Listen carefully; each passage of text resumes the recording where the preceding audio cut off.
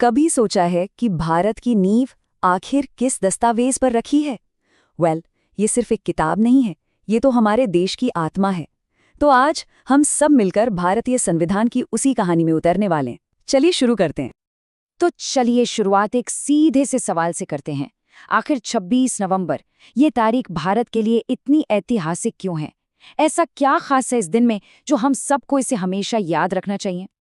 जवाब है संविधान दिवस। और एक दिलचस्प बात बताऊं, इसे मनाने की शुरुआत आधिकारिक तौर पर 2015 से ही हुई है। क्यों? क्योंकि 26 नवंबर 1949 यही वो ऐतिहासिक दिन था जब हमने अपने संविधान को अपनाया था। ये दिन हमें उन महान मूल्यों की याद दिलाता है जिन पर हमारा देश खड़ा है: न्याय, स्वतंत्रता और समानता। तो सवाल ये उठता है कि आखिर ये महान दस्तावेज बना कैसे? इसकी कहानी क्या है? आइए अब जरा इसके बनने की उस रोमांचक कहानी में चलते हैं। जरा इस नंबर पर एक नजर डालिए।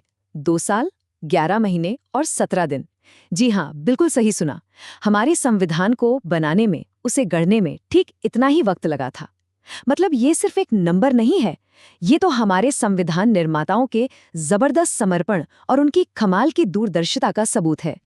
ये टाइमलाइन हमें उस पूरे सफर पर ले जाती है। देखिए, कहानी शुरू होती है 9 दिसंबर 1946 को संविधान सभा की पहली बैठक से।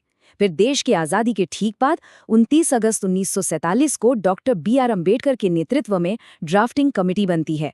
सालों की कड़ी मेहनत के बाद 26 नवंबर 1949 को इसे अपनाया गया और आखिरकार 26 जनवरी 1950 को ये पूरी तरह लागू हुआ और इसी दिन भारत एक संप्रभु गणराज्य बना।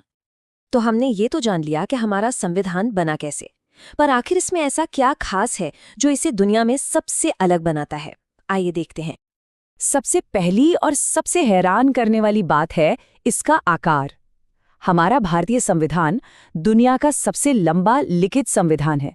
जरा सोचिए, जब ये बना था तब इसमें 395 अनुच्छेद, 22 भाग और 8 अनुसूचियां थीं, और तब से लेकर आज तक ये और भी विशाल हो चुका है।